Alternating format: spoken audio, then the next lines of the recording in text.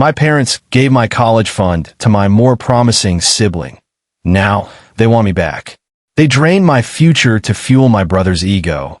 And 10 years later, they expected me to pay for their mistake. Hey everyone, before we get into the video, don't forget to subscribe and smash that like button if you want more stories just like this. Thanks for the support. Lucas, age 28. The air in the house was always different on Sunday afternoons, thick with the scent of pot roast and the unspoken tension that seemed to vibrate through the floorboards of my childhood home. I was 18, standing on the precipice of my future, holding an acceptance letter to my dream university in hands that trembled slightly with a mixture of exhaustion and exhilaration. I had spent the last 4 years grinding, studying until my eyes burned, taking on every extracurricular I could manage to pad my resume, all while working part-time shifts at a local garage to save whatever cash I could. I thought I had done everything right. I thought I had proven that I was worth investing in.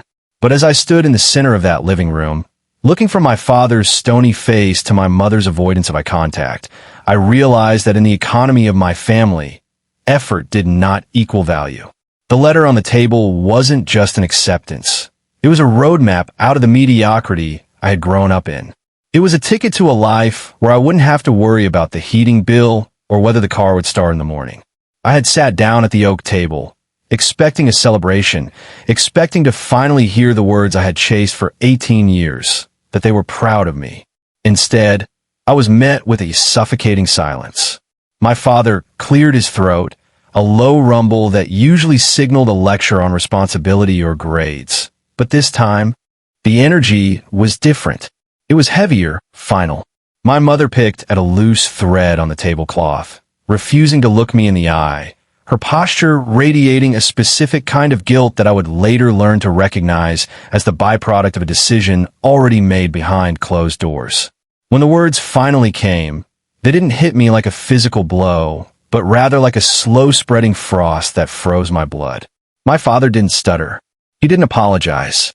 He simply stated that the college fund, the money my grandparents had set aside for me specifically, the money I had been promised since I was a child, was no longer mine.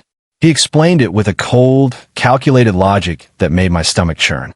My younger brother, the golden child who had coasted through high school on charm and natural intelligence, but zero work ethic, had decided he wanted to pursue a prestigious degree in a field that required expensive equipment and a brand-name school.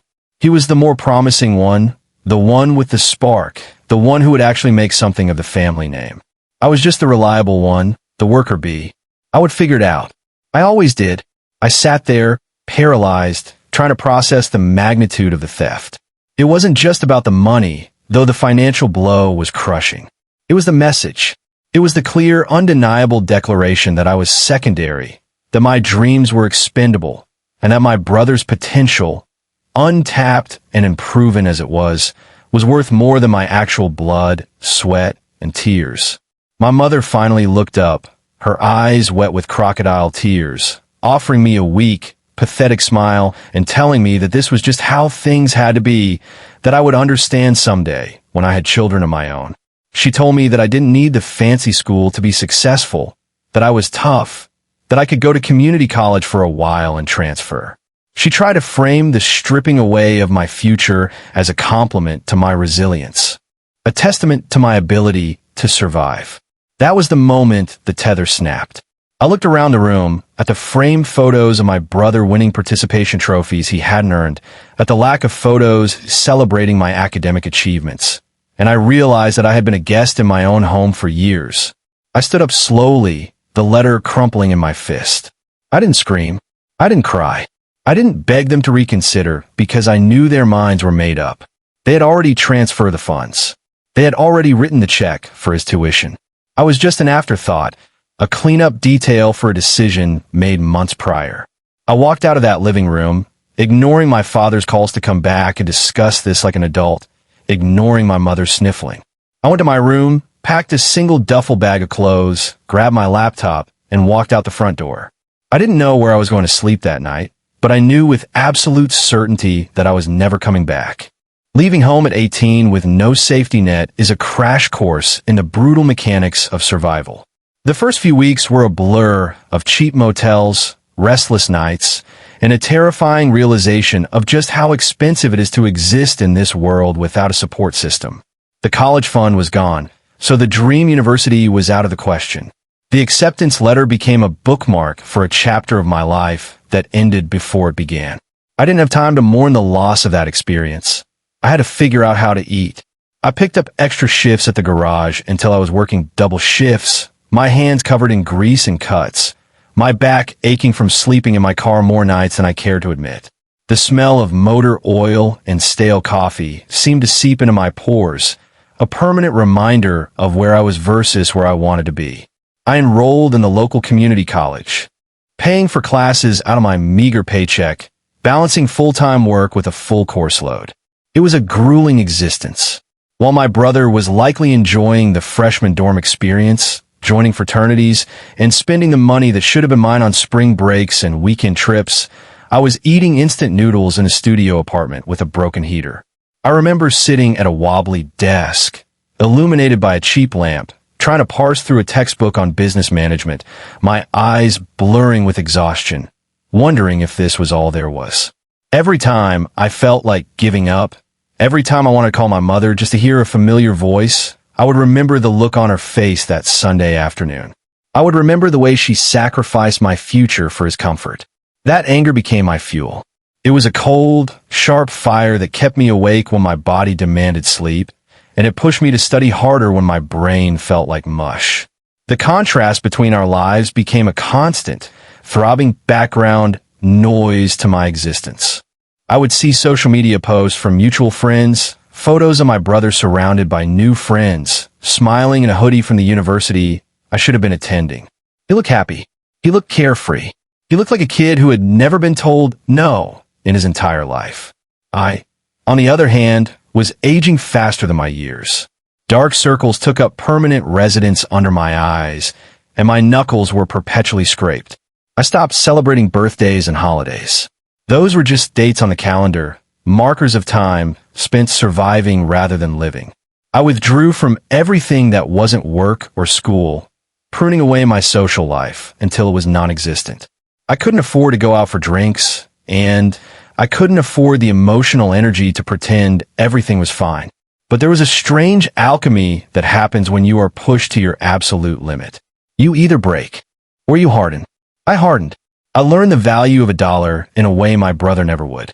I learned how to negotiate, how to network, how to fake confidence until I actually possessed it. I found mentors in the unlikeliest of places. Night professors who worked in the industry by day, tired business owners drinking coffee at the diner at 5 a.m. I saw an opportunity in every conversation, a ladder rung in every interaction. I stopped seeing myself as a victim of my parents' betrayal and started seeing myself as an investor in my own life. I was putting every cent I made back into myself, into my education, into my appearance, into my future. I was building an empire on a foundation of debt and spite, but it was mine. It wasn't given to me, and it couldn't be taken away. 2 years of community college blurred into 4 years of state university, done via night classes while I climbed the corporate ladder during the day. I went from the garage to a sales floor, then to a junior analyst position, and finally into a management role at a tech firm. I slept 4 hours a night for 6 years. I missed weddings, funerals, and births of cousins. I became a ghost to my family, though they rarely tried to reach out anyway. I suppose it was easier for them to forget I existed while they were busy basking in the glow of my brother's mediocre achievements. They sent me a Christmas card once, and signed, with a generic family photo that didn't include me. I threw it in the trash without opening it, turning back to my spreadsheet, calculating how much closer I was to financial freedom. I wasn't just working for a career anymore. I was working for the day when their opinion wouldn't matter, when their money wouldn't matter, when I could look down on them from the height of the mountain I built with my own bare hands. 10 years. That was how long it took. 10 years of grinding, sacrificing, and swallowing my pride until I was certain it would choke me. But the landscape of my life had changed so drastically that I barely recognized the boy who walked out of that suburban house with a duffel bag. I was 28 now, a director of operations at a burgeoning tech firm in the city, pulling in a salary that would make my father's eyes water. I lived in a high-rise apartment with floor-to-ceiling windows that overlooked the skyline, a view that cost more than their entire house. I wore tailored suits and drove a sports car that purred like a contented cat. I had arrived. I had clawed my way out of the gutter and into the penthouse, and I had done it entirely on my own terms. I had everything I needed, and for the first time in a decade, I felt stable enough to look back at where I came from without flinching. The catalyst for our reunion was as mundane as it was inevitable. My cousin, whom I had managed to stay somewhat in contact with through sporadic text messages, was getting married. It was the social event of the season for our extended family, and my absence would be noted, dissected, and gossiped about for years to come. I had ignored every other invitation, funerals, baptisms, Thanksgivings, but something about a wedding felt different. Perhaps it was the fact that I was finally standing on solid ground. Perhaps it was the vain, petty part of me that wanted to show them exactly what they had thrown away. Or perhaps it was just time. Time to stop running. Time to show them that their rejection hadn't destroyed me. It had forged me into something stronger, sharper, and infinitely more successful than the promising son they had bet everything on. I prepared for that evening like a general preparing for battle. My hair was perfectly styled, my jawline clean-shaven, and my suit was a masterclass in quiet, expensive Italian tailoring. I arrived at the venue fashionably late, making an entrance that silenced the hum of the room. I could feel the eyes on me, the whispers spreading like a ripple in a pond as I walked toward the bar. I ordered a scotch, neat, my hand steady, my expression unreadable. I didn't scan the room for them immediately. I let them come to me. And they did. First came the distant aunts and uncles, their eyes wide with curiosity and a hint of envy, greeting me with effusive compliments and not-so-subtle questions about my career. I answered them with polished, practiced deflections, charming them with the social skills I had honed in boardrooms and high-stakes negotiations. Then I saw them. My parents looked older, smaller than I remembered. The years hadn't been kind, perhaps due to the stress of supporting a child who couldn't support himself. And standing next to them was him, my brother. He looked soft, not just in physique, though he had gained a noticeable amount of weight, but in demeanor. He wore an ill-fitting suit that looked like it had been bought off the rack in a hurry, and his eyes held the shifty, uncertain look of someone who knows they are a fraud. He didn't have the spark my father had talked about all those years ago. He just looked like a man who had never been told to grow up. The air between us was electric, a visible current of unspoken history and unresolved pain. My mother's hand flew to her mouth when she saw me, her eyes filling with tears that might have been genuine regret or just performative grief for the camera. I didn't move.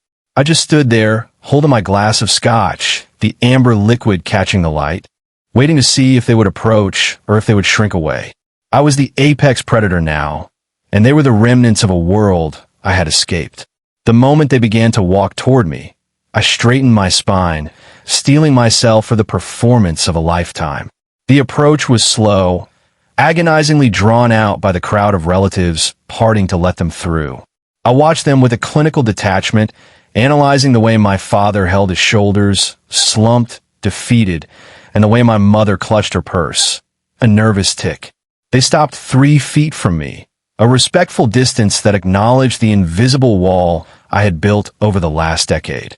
The silence stretched, heavy and uncomfortable, until my mother broke it with a breathless whisper of my name. It sounded foreign coming from her lips, a word she hadn't spoken in years.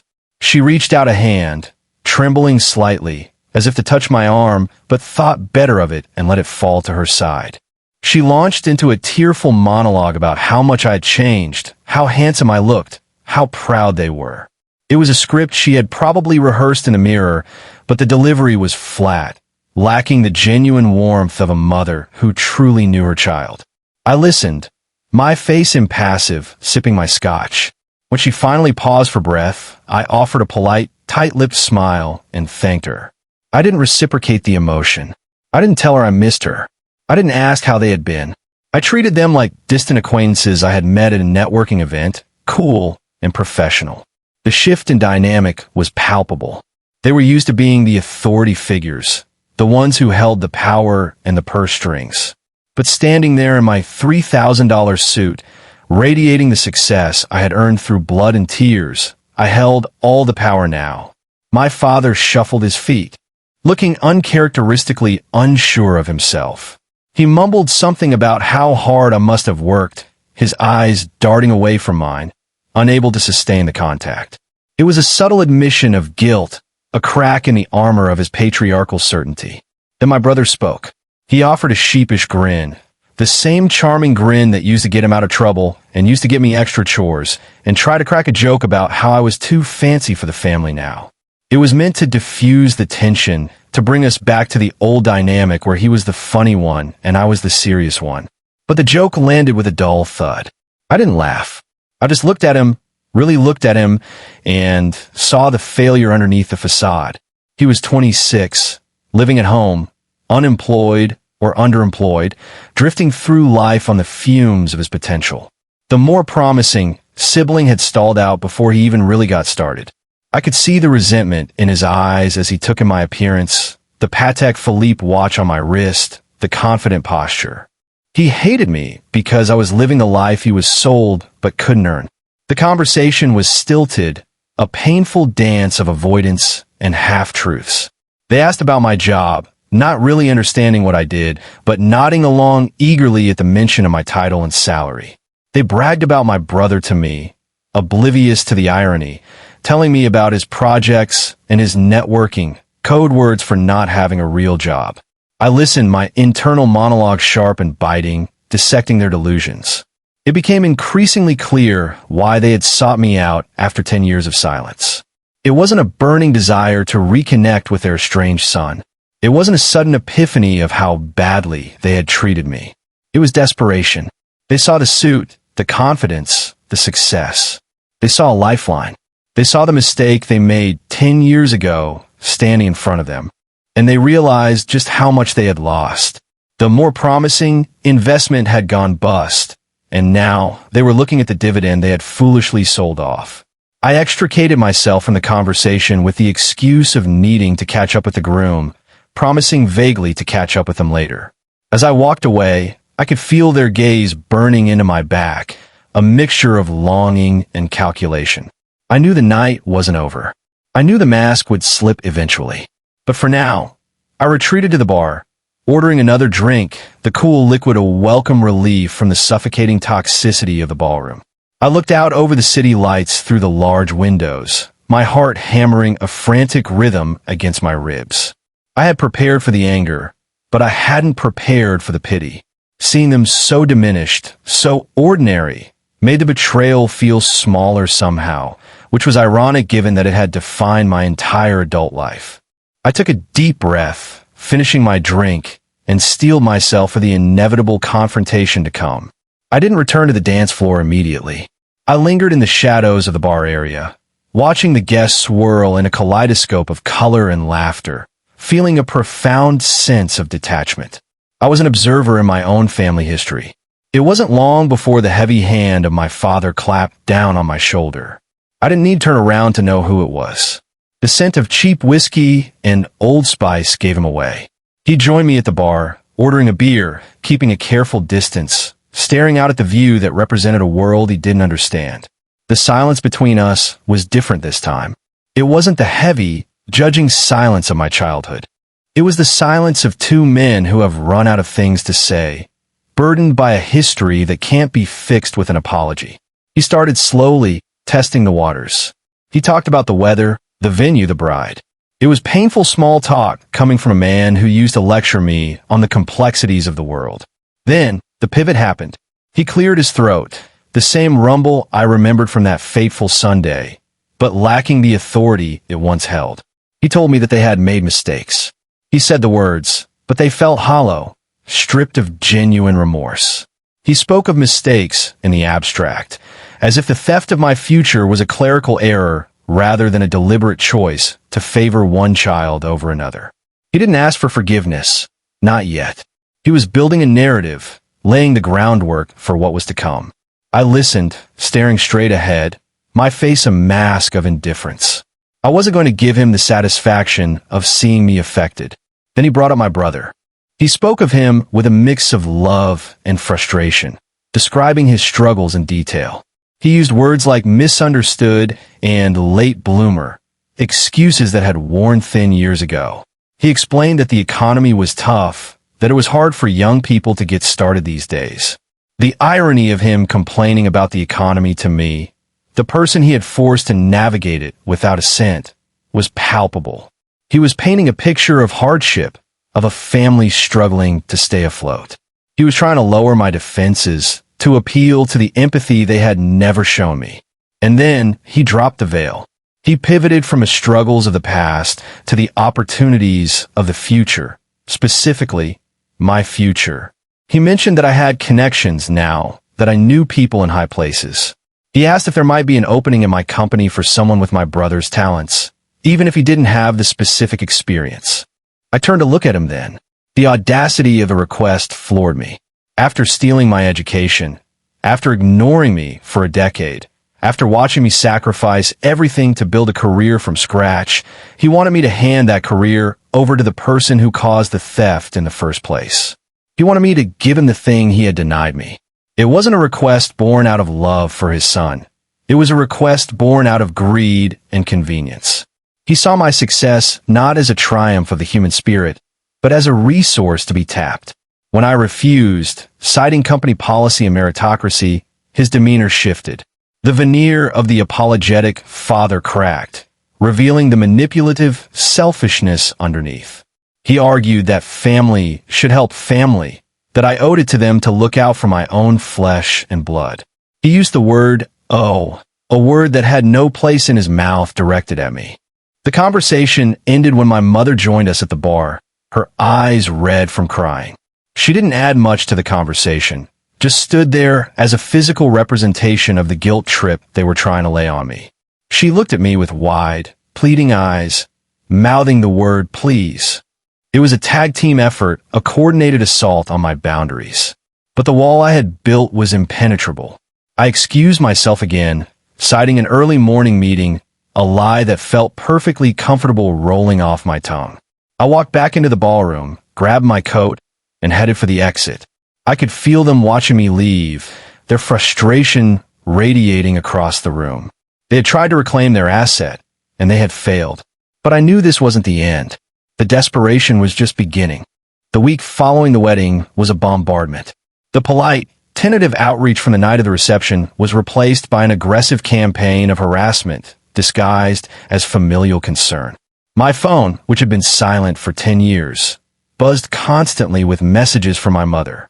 They started innocent enough, photos of the family dog, updates on the weather, but quickly devolved into demands for another meeting. She wanted to have a proper catch-up. She wanted to introduce me to her friends who were so impressed by my success. It was clear she wanted to bask in my reflected glory, to use me as a prop to fix their social standing in the community. I ignored the texts, deleted the voicemails, and blocked the numbers, but they always found a way through. They would call from neighbors' phones, send emails to my work address, and even show up at my gym. The guilt trip morphed into a victim narrative.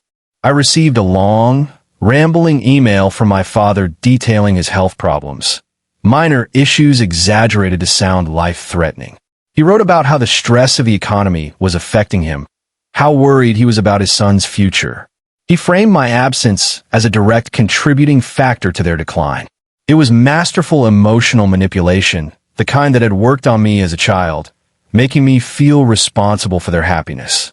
But reading the words on a screen, safe in my penthouse, I could see the strings they were trying to pull. They were trying to make me the villain in their story, the cold, ungrateful son who abandoned his poor, loving parents in their time of need. They refused to acknowledge the cause of our estrangement, treating the theft of my college fund as ancient history that should have been forgiven and forgotten. The narrative shifted again when they realized the guilt trip wasn't working. They tried money. My mother called me, leaving a voicemail that made my blood boil. She suggested that since I was doing so well, I should reimburse them for the wedding gift they gave my cousin, since I hadn't bought a gift myself, as well as the cost of the open bar they had allegedly contributed to. It was a shakedown. They were literally trying to invoice me for a party I hadn't wanted to attend, for a family I didn't claim. The entitlement was staggering. They'd spent my money on my brother, failed to produce a return on their investment, and now they viewed my success as a communal asset that they were entitled to dip into whenever their bank accounts ran low. They saw me not as a person, but as a bailout package. The escalation reached its peak when they involved my brother. He started messaging me directly, parroting my parents' talking points, but with a more aggressive, entitled tone. He didn't ask for a favor. He demanded one. He told me that I was selfish for hoarding my success when he was struggling to get his foot in the door. He argued that because I was his brother, it was my duty to help him. He used the same language my father had used 10 years ago. He was the talent, and I was the support. He expected me to hire him, to fund him, to carry him just as our parents had. He wanted the shortcut he had been given his entire life, and when I refused to provide it, he turned nasty. He sent me a text message calling me a narcissist, telling me that money had changed me, that I thought I was better than them. I blocked him instantly, but the toxicity lingered in the air, polluting my sanctuary. I realized then that silence was no longer an option. They weren't going to stop. They were going to keep pushing, keep testing the boundaries, keep trying to breach the wall until they found a weak spot.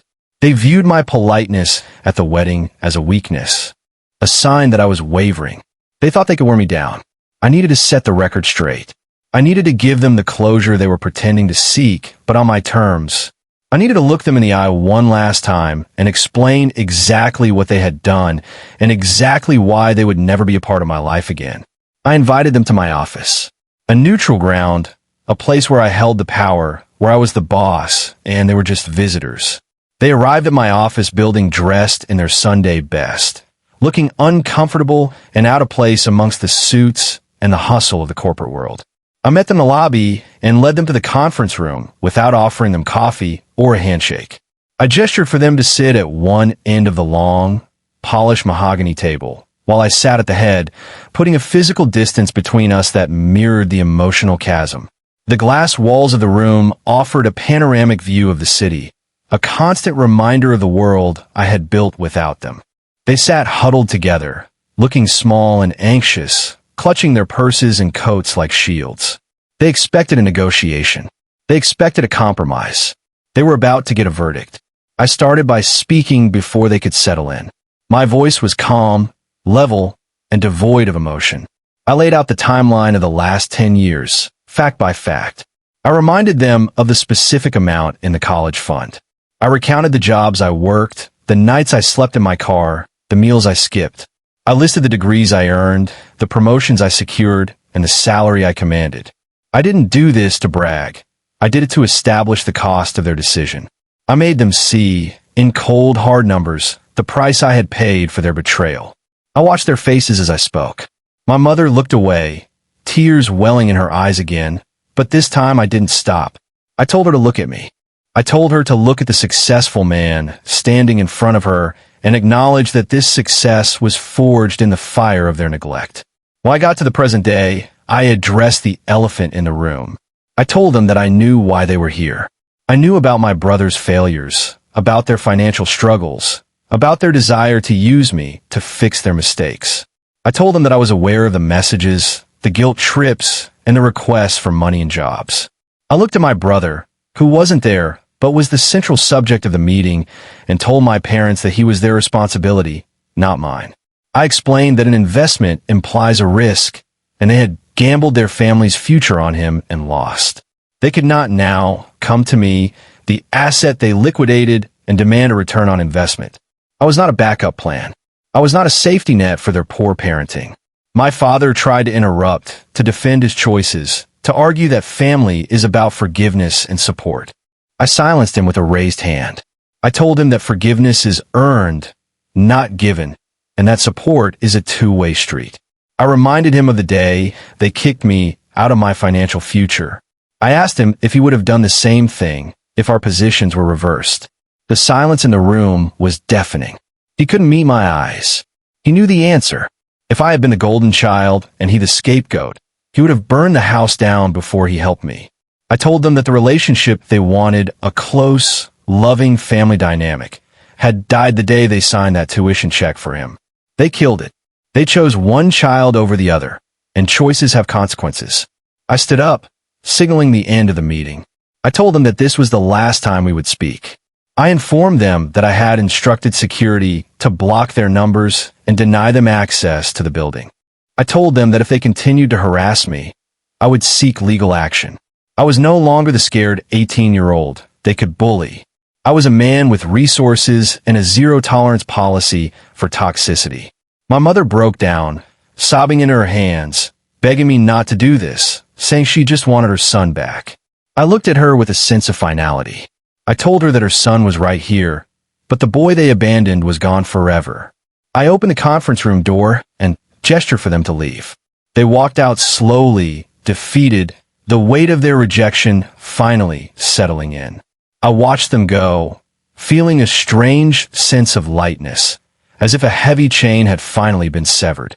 In the weeks that followed the confrontation, the silence returned to my life, but it was no longer the silence of running away. It was the silence of peace. My phone stayed dark. My inbox was clear. The background noise of guilt and obligation that had hummed beneath the surface of my consciousness for a decade finally faded into nothingness. I had expected to feel regret, or perhaps a lingering sadness, but there was nothing. Just a quiet, solid certainty that I had done the right thing. I had paid my debts, to myself, to my ambition, and to the future I refused to let them steal. I severed the tie not out of anger, but out of self-preservation. I had carved out a space in the world where I was the only author of my destiny, and I wasn't going to let anyone else write a single line of it. I threw myself into my work with renewed vigor, but the frantic energy that had driven me for 10 years was gone. It was replaced by a steady, confident purpose. I was no longer proving anything to my parents or to the ghost of my brother. I was just living. I traveled for pleasure, not just business. I bought a vacation cabin by the lake, a place where I could go to disconnect and fish in quiet solitude. I filled my life with friends I had chosen, people who supported me, who celebrated my wins without expecting a cut, and who loved me for who I was, not what I could provide. I built a family of my own design, bound by loyalty rather than blood. Sometimes late at night, I would wonder what happened to them. I would imagine my brother still drifting, still blaming the world for his failures, never realizing that the problem was his own entitlement. I would imagine my parents aging in that old house, surrounded by the relics of their bad choices, wondering where it all went wrong. They probably spun a narrative where I was the villain, the heartless executive who abandoned his poor family. That was fine. Let them have their story. I had the truth. I had the balance sheet of my life, and the numbers were in the black. I had taken nothing from them and built an empire. They had taken everything from their son and ended up with nothing but resentment and debt. The betrayal had been the forge, but the success was the steel. I had walked through the fire and come out the other side not just unburned, but stronger. They had tried to teach me that I was second best, that I was the support system for the promising one. Instead, they taught me that the only promise that matters is the one you make to yourself. I looked out the window of my corner office, the city sprawling beneath me, endless and full of possibility. I was 28, successful, free, and entirely on my own terms, and I had never been happier. The college fund was gone, but the boy who needed it was gone too. In his place stood a man who didn't need a handout, who didn't need an apology, and who certainly didn't need a family that saw him as an afterthought. I picked up my pen, signed the document in front of me, and smiled. This was my life now, and it was worth every penny of the price I paid to get it.